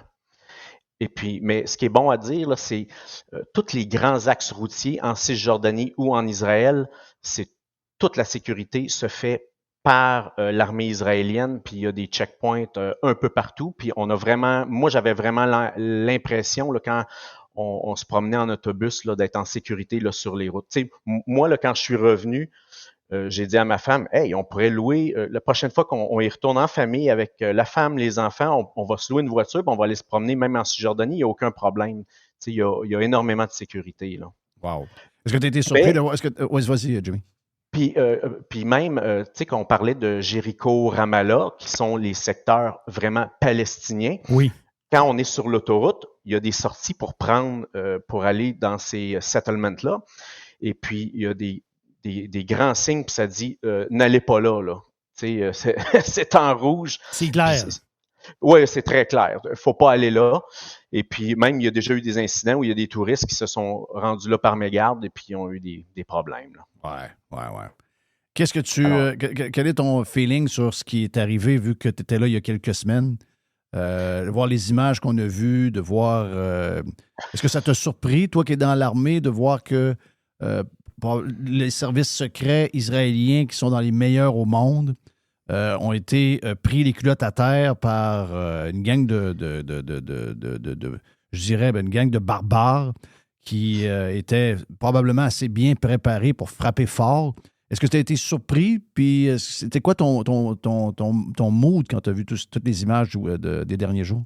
Ben, j'ai été surpris, mais on n'a pas visité beaucoup là, le sud là, de Gaza. Là. On s'est vraiment concentré dans le nord là, avec le Liban, la Syrie. Puis moi, ce que j'ai vu là-bas, c'est ce qui délimite les pays. C'est une petite clôture, là. C'est juste un peu de clôture, un peu de barbelé, là, puis un peu de frost, puis c'est tout. Puis même en Syrie, puis au Liban, on sait qu'il y a des militaires iraniens qui sont déployés là-bas pour porter assistance au Hezbollah. Il y a des combats encore en Syrie. Il y avait un petit poste là, de l'ONU là, qui est juste à la frontière syrienne. C'est minuscule. Les forces israéliennes là, qui étaient là, on en a vu quand même pas mal, mais ils partaient pour le week-end. Donc, ils parquaient tous leurs chars blindés, là, c'était des véhicules d'infanterie, ils parquaient ça là. Tout le monde partait en week-end. Il y avait une dizaine de gars qui montaient la garde. Je me disais, s'il faut que la guerre pogne, ça va quand même leur prendre un 12 à 24 heures pour rappeler les soldats puis ça, c'est spécial, défendre leurs frontières. Là, il y a comme des journées où c'est plus dangereux que d'autres. Quand c'est la fin de semaine, regarde, let's go, on laisse ça aller de même. Oui, puis c'est pour ça que le Hamas, ils ont choisi une fête juive là, pour attaquer. Oui. Israël avait la garde baissée. Exact. Le général que tu as rencontré, j'ai son nom. Colonel. C'est un colonel, oui, c'est vrai. C'est colonel Danny Tirza. Danny Tirza, oui. Qu'est-ce qu'il t'a appris de Danny Tirza? Lui, c'était le colonel qui était en charge de construire une barrière de sécurité entre la Cisjordanie et Israël. Parce qu'à un moment donné, au début des années 2000, il y avait tellement d'attentats suicides que le premier ministre à l'époque a dit, bon, là, il faut trouver une solution. Mais ils ont dit, OK, bon, regarde, on va faire ça. Et puis, c'est une clôture là, qui fait à peu près 700 km. Ils ont construit ça. Ça a pris 4-5 ans. Et puis, depuis qu'ils ont fait ça, là, ben, le nombre d'attentats a complètement baissé. Là. Okay. Ça a été très, très efficace. Des murs, de temps en temps, ça peut être bon. Là. Oui, mais tu sais, c'est ça. Quand on écoute les médias, ils parlent du mur, tu sais, qui sépare. Non, c'est une clôture. En fait, c'est 2 rangées de clôtures avec des barbelés, avec c'est électrifié. Il y a des sensors aussi pour détecter les vibrations. Bon, un paquet de trucs. Mais c'est seulement 8% de sections là, qui a un mur, là, tu sais, ça a 20 pieds. Mais ça a fait toute la différence au niveau de la sécurité. Oui, puis ils ont vraiment fait attention pour mettre des murs de béton seulement aux endroits qui c'était absolument nécessaire, où est-ce que les buildings étaient collés là, du côté d'Israël puis de la Cisjordanie. Je ne veux pas mélanger parce que je trouve que c'est... moi, c'est le côté humain qui me touche énormément. J'enlève les étiquettes des gens puis je regarde juste les images des humains. Ça me vire à l'envers de voir que des humains peuvent faire ça à d'autres humains, peu importe leur religion, peu importe leur conflit. J'ai de la misère à imaginer ça, mais à un moment donné, il va falloir aller plus loin, poser les questions. C'est sûr qu'on a entendu, tantôt tu m'as parlé du Liban, tu m'as parlé de la Syrie, l'Iran, donc qui laisse aller des combattants dans ce coin-là pour épauler les gens du Hezbollah et du Hamas. Parce que ce qu'on entend, puis ça vaut ce que ça vaut. Mais ce qu'on entend, ce qu'on voit beaucoup là, dans les gens qui suivent ça, c'est, bon, l'Arabie Saoudite. L'Arabie Saoudite a toujours été pro-Palestine, mais l'Arabie Saoudite est fourrée d'une certaine manière parce qu'elle a besoin des États-Unis d'Amérique pour un paquet d'affaires.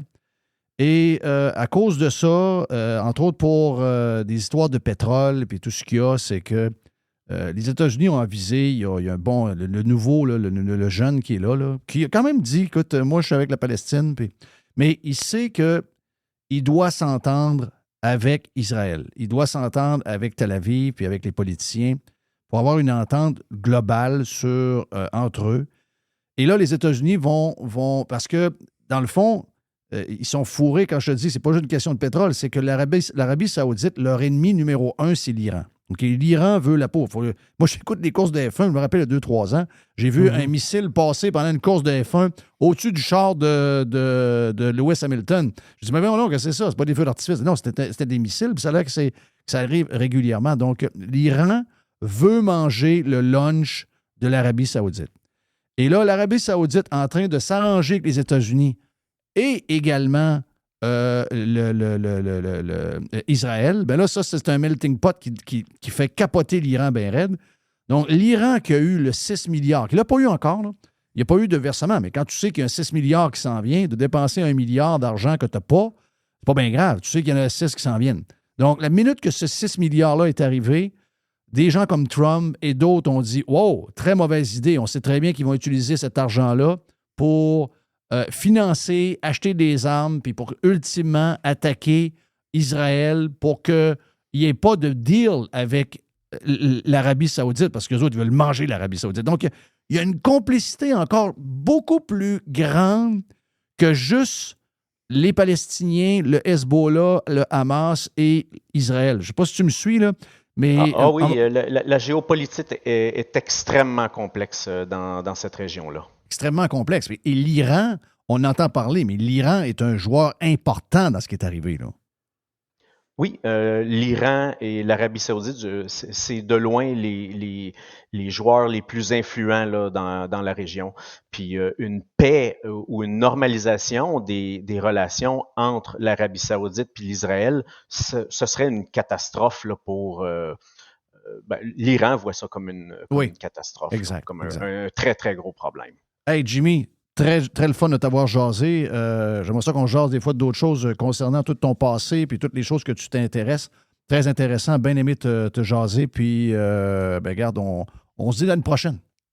Hey, un gros merci. À la prochaine. Yes, merci. Jimmy Voyer, qui est un ancien militaire, maintenant entrepreneur, qui était, il y a quelques semaines seulement, du côté dans une dans une mission, justement, pour aller voir un peu tout ce qui se passe du côté de Israël, de la Cisjordanie et tout ça. Donc, bien le fun d'avoir jasé avec Jimmy. Dans un instant, notre chum Éric Duhem vient nous parler de troisième lien. Ah oui, je l'avais dit, hein? Le PM du Québec bullshit beaucoup, mais dans sa gaffe de ramener le troisième lien, il nous a ouvert une porte. Et si on est bright, il faut sauter dedans. Parce que le but ultime, c'est d'avoir répondre plus. Hein? On vient.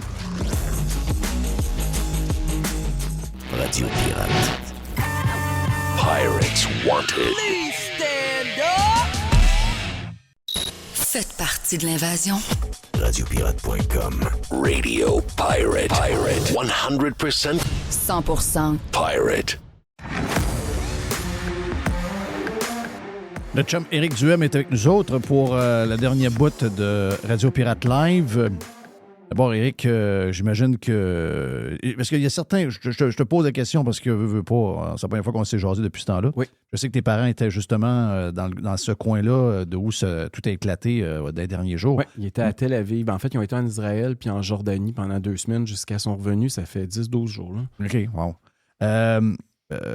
Les déclarations bizarres de Valérie Plante, ensuite QS qui n'est pas capable d'utiliser le terme terroriste, puis je sais que c'est c'est le lot également de beaucoup de syndicats qui ont comme des principes. Mais là, à un moment donné, je veux dire, on est dans une époque où là, il y arrive des choses, c'est de la barbarie carrément. Là. On a des barbares qui attaquent des humains. C'est des histoires humaines incroyables. Donc, la position du Parti conservateur du Québec, c'est quoi? Mais d'abord, on a condamné dès le départ là, les attaques du Hamas, là, puis des terroristes, il faut le dire. Là, c'est une organisation qui est considérée terroriste au Canada, malgré ce que QS peut écrire, là, ou la mairesse de Montréal. Puis on voit tout ce qu'ils ont fait, là, les kidnappings, les meurtres, c'est l'atrocité. Puis je ne sais pas si c'est à cause des réseaux sociaux, mais je trouve que ça nous affecte encore plus. On voit hier, j'ai vu une vidéo, j'ose même à peine en parler, parce que je sais que ça va peut-être choquer du monde, là, mais un enfant israélien qui ont kidnappé, qui ont amené du côté palestinien puis qui se fait battre par d'autres enfants. Oui. Pour endoctriner les enfants, il les habitue à battre un enfant juif là, qui doit avoir 5-6 ans. C'est l'endoctrinement, c'est fou. Là. Ouais. C'est malade. Tu regardes ça, là, puis je me disais, tabarnouche, c'est tough. Imagine, je me mettais dans la peau des parents qui ont des enfants de cet âge-là en plus. Là. Tu dis, c'est fou, là, c'est comme, c'est au-delà de ce qu'on peut imaginer. Puis, c'est ça, il faut parler d'une seule voix. Puis c'est triste de voir, écoute, Adil Sharkawi qui fait l'éloge ce matin du Hamas, puis de ce qui se passe présentement du côté de la Palestine puis d'Israël. Je veux dire, ce gars-là, on l'a accusé, il s'est fait accuser justement d'avoir des liens avec Al-Qaïda à l'époque. Il a même été emprisonné, rappelez-vous, il y avait eu un bracelet, tout ça. C'est un imam de Montréal, puis ça ne sanctionne pas. Est-ce que les images qu'on a vues au Canada, Montréal, Toronto, on a vu aux États-Unis également, de voir que les Palestiniens, c'est une chose, mais de voir qu'il y a des Palestiniens ou encore des gens qui sont des amateurs du Hamas / le Hezbollah, se promener dans des boîtes de pick-up puis montrer des vidéos à des Juifs puis partir à rire en voyant des enfants se faire tirer ou des jeunes dans un party rave se faire tirer.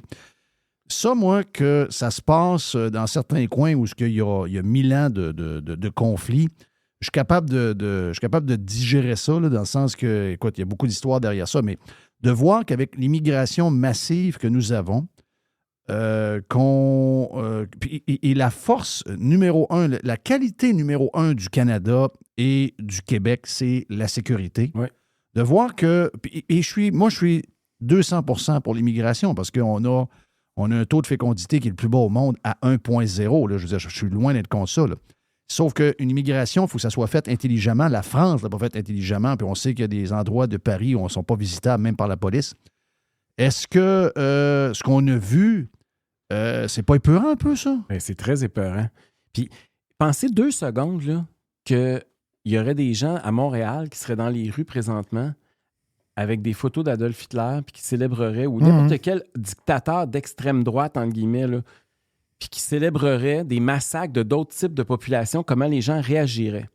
Pour une raison qui est très particulière, les Palestiniens, la gauche radicale a comme adopté, pris sous son aile, puis c'est pas juste au Québec, là, c'est partout dans le monde. Canada anglais, beaucoup.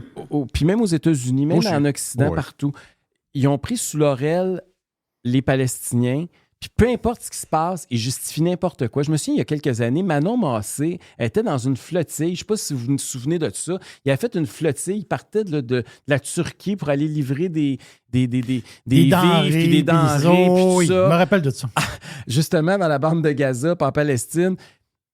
Et elle réalisait pas que le jour où si Manon Massé était débarquée là puis vivait comme une Palestinienne, elle se ferait lapider. Oui. Et cette fille-là... C'est le bout qu'ils comprennent pas. Ouais, mais c'est quoi ces contradictions-là? Pourquoi ils sont pas capables de les saisir? Ça part d'où? C'est idéologique. Là, je pense que c'est de l'aveuglement idéologique. Ils peuvent pas admettre, étant donné que quand la gauche radicale est pro-Palestine contre Israël, ça représente quoi pour eux? Le cash. Ça représente le capitalisme, l'argent, la puissance, la liberté économique, le fait que c'est pas le nombre qui décide, c'est parce qu'eux, veulent pas, sont tellement une petite population qu'ils réussissent quand même avec un petit nombre de gens. Puis, tu sais, les Israéliens sont vus comme très élitistes, c'est-à-dire, tu sais, c'est les gens qui ont le plus de prix Nobel, qui ont le plus, tu sais, la richesse aussi, l'argent. Fait que toute la jalousie, il y a une forme de jalousie, je pense, un peu là-dedans par rapport à Israël.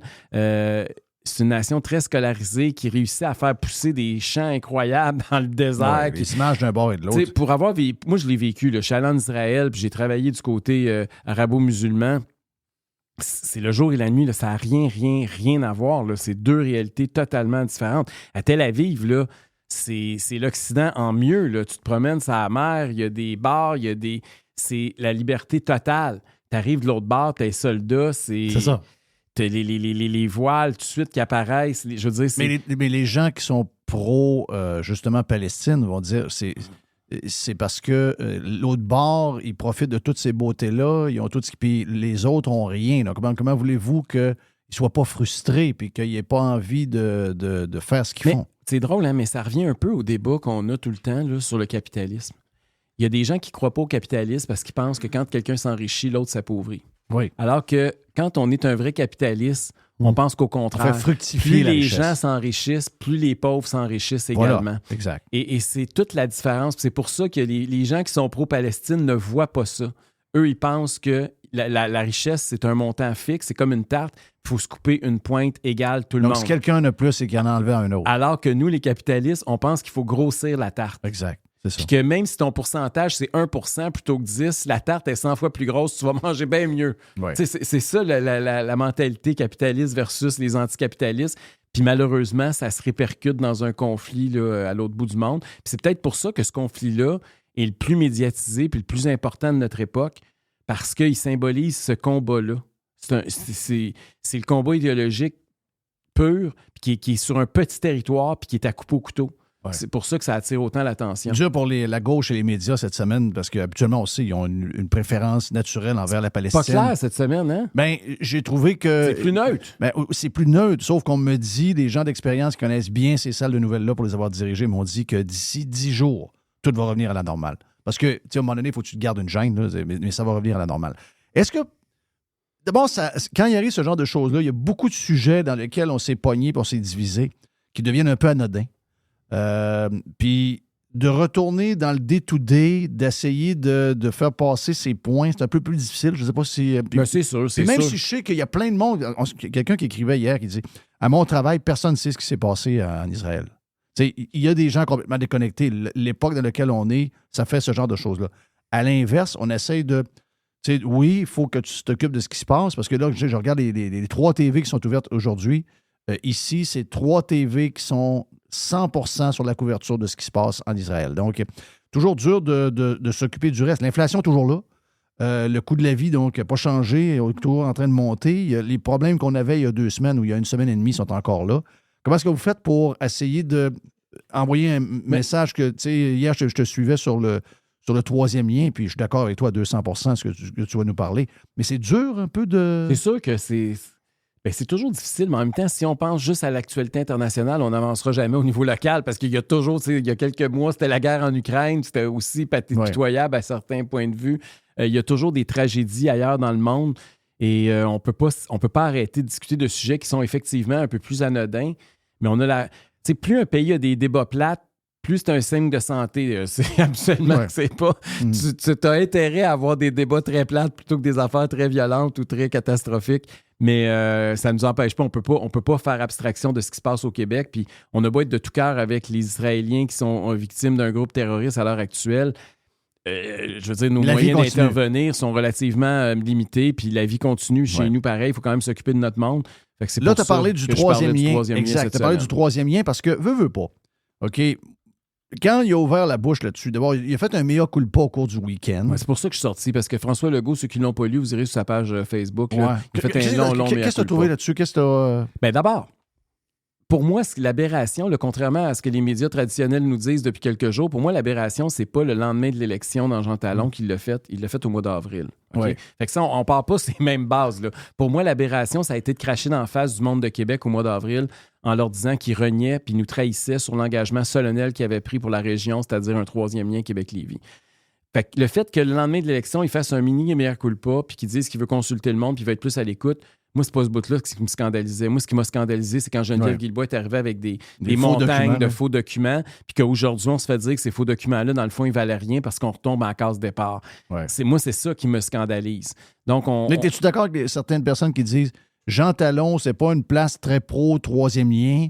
C'est dur de faire le lien entre les deux, mais ce que les gens de Jean Talon ont remarqué, même si le 3e lien, c'était pas leur bebelle, c'est qu'ils ont vu que ce gars-là n'était pas fiable. Ils ont vu que ce gars-là est prêt à renier sa parole. Moi, je pense que c'est beaucoup ça. Je pense pas que c'est tu as raison, parce que les 2 ponts arrivent dans Jean Talon. Hein.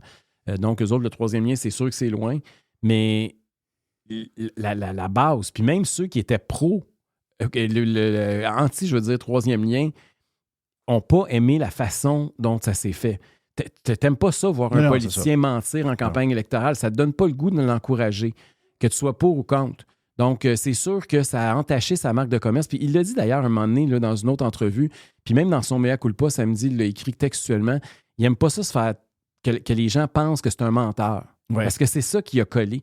Ce qui est sorti de là, c'est pas qu'il était contre le troisième lien, c'était que c'était un menteur. Oui. Puis ça y a comme... j'ai l'impression que ça y a tatoué dans le front. Il est tatoué dans son front, ça de large. Là. C'est marqué menteur. Puis à chaque fois qu'il parle, là, il y a un bip-bip qui part. Là, c'est l'alarme anti-bullshit. Là. Il y a quelque chose qui se passe. Là. Je dirais menteur et surtout mollasson parce que il nous a montré qu'il se laisse influencer par les 1000... Moi, je dis que c'est à peu près 1000, le journalistes, les gens dans les organisations à Montréal. Il y a 1000 personnes à Montréal, dans le monde des médias, de la politique, puis de tout ce qu'il y a, là, qui décident. GNL Québec, on le veut pas. Le tramway, on le veut. Même si c'est pas dans leur région. Il y a un genre de comité de grands sages, et lui, il semble dirigé par ce comité-là. Donc, il nous a montré qu'il n'est même pas un leader, en plus, non. Au-delà d'être un menteur.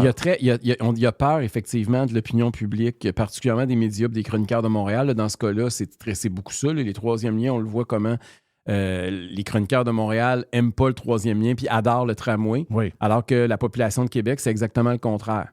Puis comme par hasard, les gens de Montréal qui ne connaissent pas la réalité de Québec, mais qui lisent les chroniqueurs de Montréal, ils ont la même opinion que les chroniqueurs de Montréal. Fait qu'eux autres sont pro-tramway, anti-troisième lien. Ça, c'est très spécial. Mais ils ne sont jamais venus à Québec où ils viennent une fois par année. Là. Ouais, c'est bien ils ne savent pas qu'il y a du trafic ou pas sur le pont Pierre-Laporte, mais ils ont une position parce qu'ils n'écoutent pas l'Arcan le matin puis parce qu'ils lisent la presse. Oui, exact. Avant que tu me parles de ton projet de relier l'île, puis ça a toujours été le meilleur des projets pour moi, là, en passant. Le maire de Québec est à Lyon, en France. S'en va là. On ne sait pas trop ce qu'ils s'en vont faire là-bas. Moi, il regarde des tramways. Il regarde des affaires, puis il parle de tramways. Moi, je l'ai su hier pourquoi il était là. Pourquoi il est là?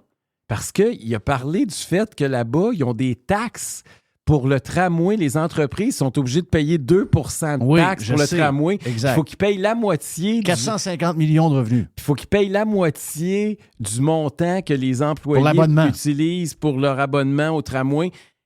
Il n'est pas là pour rien. Là. Il y a combien de ponts à Lyon? Il y en a 45. Ça, il n'en parle pas. Ponts et passerelles. Parce que le fleuve passe au milieu de la ville. Lyon, c'est une grosse ville. Oui. Ça prend beaucoup de ponts. Il y a 45 liens. Mais ça, il n'en parle pas. Oui. Spécial, hein? Il est allé parler de la taxe. Qu'est-ce qu'il veut? Est-ce qu'il veut mettre de la pression sur le gouvernement du Québec pour qu'il donne le go puis le feu vert pour qu'il puisse taxer les entreprises du Québec? Il n'y a pas le pouvoir de le faire? Il a le pouvoir, mais c'est-à-dire que ça dépend qu'est-ce qu'ils vont faire. Mais c'est parce que là, eux autres, ils prennent ça, c'est la masse salariale. Ouais. Fait que là, lui, il n'a pas ces données-là. Là. Non, ça, c'est le gouvernement du Québec. C'est ça, c'est le ministère du revenu. Okay. Fait que là, c'est ça, il n'y aurait pas... Il pourrait taxer, lui, il peut taxer sur la valeur marchande là, des bâtisses, mais il ne peut pas taxer sur les masses salariales. OK, c'est ça l'histoire. Fait que là, moi, je pense, mais là, écoute, il ne le dira pas, tu comprends bien, il n'est pas pour aller dire qu'il nous a chargé aux contribuables de la Ville de Québec un voyage à Lyon pour essayer de justifier une autre taxe. Ça n'a plus de sens. C'est incroyable, c'est incroyable. Donc là, tu veux qu'on reparte le projet. Bon, un pont. Un pont, c'est réglé. On ne veut rien savoir d'un tunnel. OK? C'est 2 fois moins cher. La première raison, les gens me disent pourquoi un pont, pourquoi pas un tunnel? Parce que ça coûte 2 fois moins cher. Et un pont, c'est plus beau. On est capable, au Québec, là, on est capable d'en faire des ponts. On a une expertise, on est habitué de faire des ponts. On a des ingénieurs qui font rien que ça. Puis un pont, tu as raison, ça peut être beau.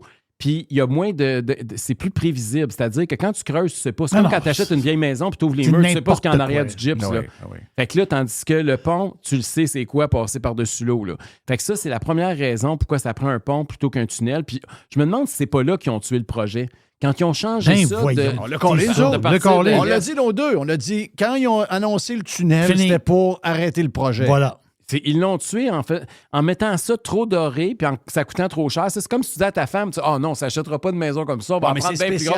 À la fin, tu dis, on n'a plus d'argent, il faut qu'on n'achète pas de maison. Mais ça, c'est capoté quand tu parles d'argent, que même si c'est un projet de fou, là, tu sais que l'histoire du 10 milliards, c'est parti d'un liner de la bombe. Il n'y a jamais de prix nulle part dans aucun document. Il n'y a pas de plein de vie, il n'y a rien. Là. Le montant de 10 milliards n'existe pas. Mais ça fait longtemps que la bombe, il dit que ça va coûter 10 milliards. Et ça a été repris par tout le monde. Puis là, ils sont sur le chiffre de 10 milliards, ils sont stickés là-dessus, puis ils ont tué le projet pour ça, alors qu'ils vont de l'avant avec un tramway dont peut-être lui va être 10 milliards, mais ça, il n'y a personne qui en parle. Oui, c'est ça. Ça, c'est spécial. Là, matin, ils disent que ça va être 5 milliards. Je ne sais pas si tu as vu dans le Devoir, Non. là, ils commencent à dire là, que ça va être à peu près 5 milliards, qu'il va y avoir un dépassement de coûts, mais que c'est quand même... Parce que là, il y a une nouvelle offensive là, pour le tramway qui part aujourd'hui, là. Monsieur Oui. Charest qui est à la tête de ça, j'ai vu ça dans le Journal de Québec. Oui, mais Yvon Charest dit, il dit, bon, le sondage, c'est pas important. Non, Tout le non. monde, ils ne savent pas, eux autres. Nous autres, on le sait. C'est ça. Nous autres, on le sait, puis quand ils vont l'avoir, ils vont être bien contents. C'est ça. Quand ils vont être dedans, ils vont être pauvres. Pas d'un Fait qu'il faut le construire, puis ils vont être pauvres. Ça, c'est un Christ de bonhomme, là.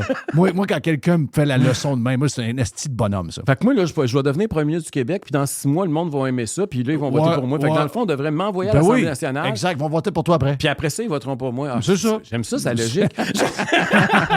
Donc là, tu veux laisser le projet de l'île là, puis il y aurait une branche quasiment à côté dessus pour faire le...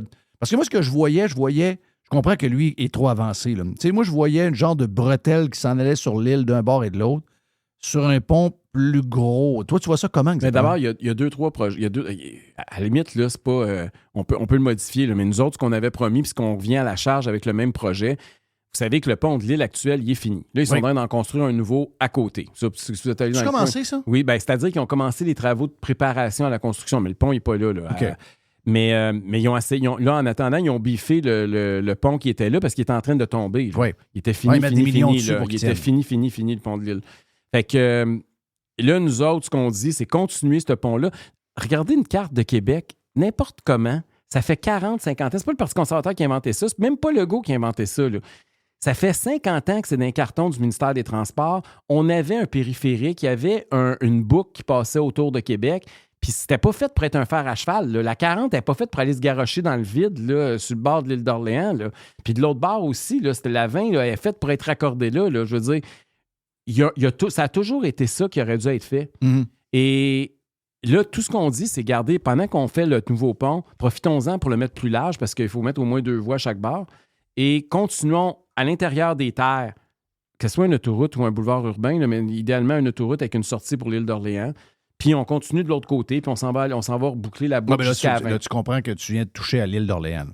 Ben, c'est parce qu'on touche à tout quand on construit. Si on pensait qu'on ne peut pas rien toucher, on ne construira rien. C'est pas laid un pont. Là. Les gens de l'île d'Orléans, là, on s'est fait dire en campagne électorale qu'on allait défigurer l'île d'Orléans. Si tu passes une autoroute sur l'île, oui. Là, tu viens de mettre une bombe atomique sur l'île. Bien, c'est parce que les gens là, qui vont aux pommes ou qui sont allés aux pommes au cours des derniers jours puis qui ont attendu 1 heure en queue leu, ils n'ont pas émis de gaz à effet de serre, eux autres, puis ça, c'était bon pour l'île? Oui, Non, mais je pose une question, Jeff. Je suis avec toi. Je te dis juste que tu mets une bombe nucléaire sur l'île. Déjà, un pont, eux autres, ils ne comprennent même pas qu'un pont... Et moi, je donne toujours l'exemple de Sea Island dans ces coins-là. Je trouve que c'est des belles îles avec des beaux ponts. C'est des ponts en haut-banc, éclairés, qui sont extraordinaires. C'est de toute beauté pour les... Ça donne, je sais pas, un cachet aux îles qui sont incroyables. Donc, juste ça, ils capotent. Si en plus, tu leur dis que tu garoches une autoroute dans le milieu, ils vont venir complètement fous. Là, tu embarques la CPTAQ, tu embarques un paquet de monde là-dedans. Là. Mais attendez, là. Si on pense comme ça, on ne construira plus rien. Je sais. Mais si un pont, c'est devenu une affrosité qui détruit le paysage, puis je te ferai remarquer que quand faites attention quand on dit les gens de l'île sont contre. D'abord, les gens de l'île, en 2018, quand François Legault promettait un 3e lien à l'est, à l'époque, il n'avait pas précisé si c'était tunnel ou pont, là, puis il y avait un bout de pont, un bout de tunnel. Il avait gagné toutes les sections de vote à l'île d'Orléans. OK? À la dernière élection, le Parti conservateur, on n'a pas gagné l'île d'Orléans, mais on a quand même promis un pont, puis c'était à l'île d'Orléans, puis c'était clair, puis les maires étaient sortis contre nous autres. On a quand même fait le même score qu'on a fait partout ailleurs dans la région de Québec. On a fait 24 à l'île d'Orléans. Oui, c'est vrai. Fait que, puis la CAQ a gardé ses acquis, c'est même le même nombre de votes. Fait que dire que les gens de l'île d'Orléans sont contre, là, un instant, il y a quelques personnes à Sainte-Pétronille pour le dire. C'est Sainte-Pétronille. Bon, qui sont contre, mais les gens de l'île, là, penses-tu que l'agriculteur, ça ferait pas son affaire, qu'il envoie ses affaires sur la Rive-Sud, là, puis ça ferait pas son affaire de passer direct par un 3e lien? C'est clair que oui, mais mettons, les 500 qui sont pour. Oui, mais on ne fait pas un pont pour 500 personnes. Non, mais les 500 qui sont pour. Mettons, tu en prends 500 qui sont dans un comité, les autres sont pour. Yes, on veut ça, Eric, tu as une meilleure des idées. Les 30 qui sont contre sont moins nombreux. Mais eux autres, ils ont qui? Ils ont les journalistes de Radio-Canada. C'est ça. Ils ont Le Soleil. Ils ont Catherine ou Karine c'est quoi la fille du Gagnon. Gagnon. Ils ont probablement une coupe du 93. Ils peuvent même avoir... Ils ont la radio de Ils ont le Radio-Canada. cellulaire de François Legault puis de Fitzgibbon aussi dans leur Exact. téléphone. Ils ont toute la gang de QS avec eux autres, Sol, le lanceur de ballon, puis l'autre de je sais pas trop quoi, là, qui était une organisation environnementale qui a remplacé Dorion. Tu comprends qu'ils n'ont pas besoin d'être nombreux pour faire du bruit. Mais c'est sûr que on c'est sait ça. On sait comment ça marche. C'est hein? sûr que c'est ça le problème. Mais Parce qu'ils ne pensent pas plus loin. À un moment donné, il faut que tu penses plus loin. Regarde la connexion d'un pont à l'est, OK, sur la rive nord. Ça te donne un accès, 1, à Dufresne-Montmorency, 2, au boulevard de la Capitale. Mais quand tu dis Dufresne-Montmorency, c'est l'autoroute, l'autoroute, ça pourrait être 10 fois plus utilisé, Dufresne-Montmorency. Puis Dufresne-Montmorency dit quoi? Accès à la basse-ville et accès à la haute-ville de Québec. Et la basse-ville, c'est quoi la basse-ville de Québec? Ouais, mais ils veulent la démolir. Non. Ils veulent démolir du Dufresne-Montmorency. Oui, ils veulent faire le boulevard avec non, ça. Mais Ils veulent plus faire- c'est l'accès de Limoilou. S'il y a un pont, comme Éric parle, je vais le dire en québécois, là, vos chiottes à Limoilou vont doubler de prix. C'est sûr que ça va augmenter à Ben valeur voyons marchande. donc, parce que là, tu as accès, la base-ville de Québec, elle sera plus enclavée. La base-ville de Québec, elle va avoir, en dedans de 5 km, tu vas pouvoir sacrer ton camp de là. C'est inimaginable le potentiel d'un pont Oui. à l'est. L'autre C'est élément, il ne faut jamais inimaginable. l'oublier, là, on parle de la Inimaginable. qualité de l'air à Limoilou. Ben voyons. Pourquoi il y a un problème de qualité de l'air? Notamment à cause du port. Si tu as le port, que tu es capable de désenclaver le port, puis d'envoyer une partie de ces activités de l'autre côté du fleuve. De l'autre côté du fleuve. Parce Exactement. que tu es capable de mettre les camions et les matières dangereuses sur un pont. Ça, c'est l'autre affaire qu'on n'a pas encore parlé. C'est ça. Oui, comparativement à un tunnel. Comparativement à un tunnel. Donc, tu serais capable de désenclaver et on pourrait même améliorer la qualité de l'air pour les gens de Limoilou. C'est ça qu'il faut comprendre. Puis l'autre élément, il faut arrêter de parler, là. On ne construit pas un pont juste pour le monde qui travaille d'un côté du fleuve puis qui habite de l'autre côté. On construit un pont parce que c'est un troisième lien parce que c'est un outil de développement économique pour l'ensemble de l'Est du Québec. C'est tout l'Est du Québec qui va en profiter. Puis c'est pas juste une question de monde qui travaille le matin puis le soir.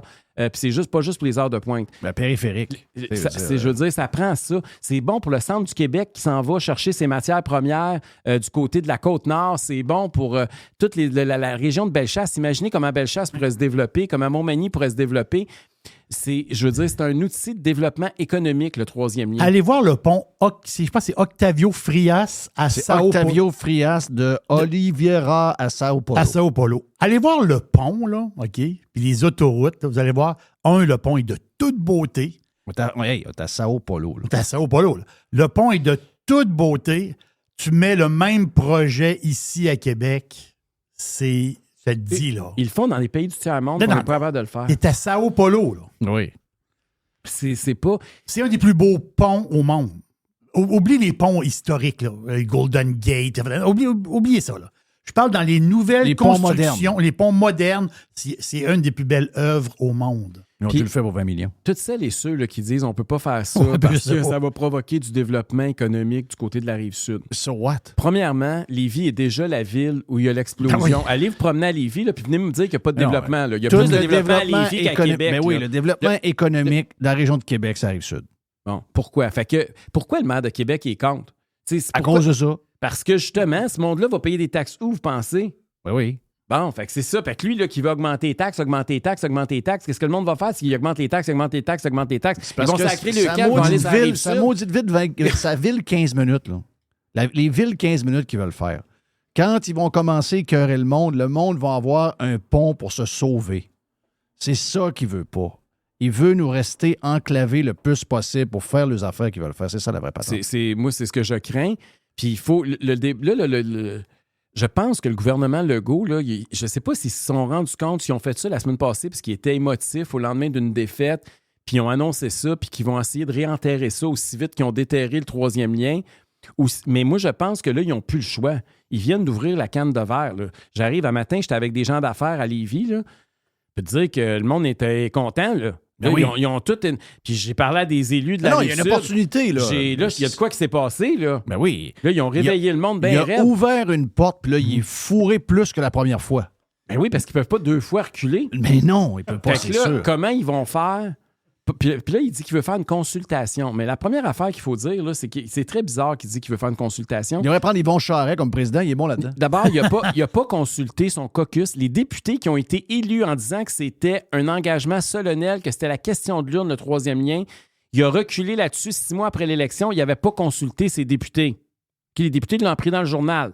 Il y a des journalistes qui m'ont dit qu'ils ont appelé un député, puis le député dit « Ah, mais je ne sais pas, vous me l'apprenez. » Puis il y a des députés qui m'ont dit qu'ils l'ont appris en lisant le journal. OK? Il n'a pas consulté ses députés. Là, il change de son fusil d'épaule, puis il dit que là, il veut consulter le monde. Mais il n'a pas consulté ses députés. Ouais. Fait que là, quel type de consultation il veut faire? Les gens qui ont été élus par les gens de Québec, ils les écoutent même pas. Il les a pas écoutés dans son propre parti. Pensez-vous que il va vous écouter? Zéro. Je te mets dehors. Merci. Je te mets dehors parce que tu me dis, il faut que tu partes. Tu pars, ben c'est tout. Il est parti. Éric Duhem, he's gone. Hey, Jerry, thank you, man. Yes. On se voit au Cosmos Oh, Sainte-Foy ce j'ai soir hâte. avec les 115 pirates. Puis on est stand-by pour la soirée du 32 octobre. Et aussi, mon nom est Jeff Fillion. Bonne journée. On se voit ce soir. On s'en parle demain. On lance le week-end demain, Jerry.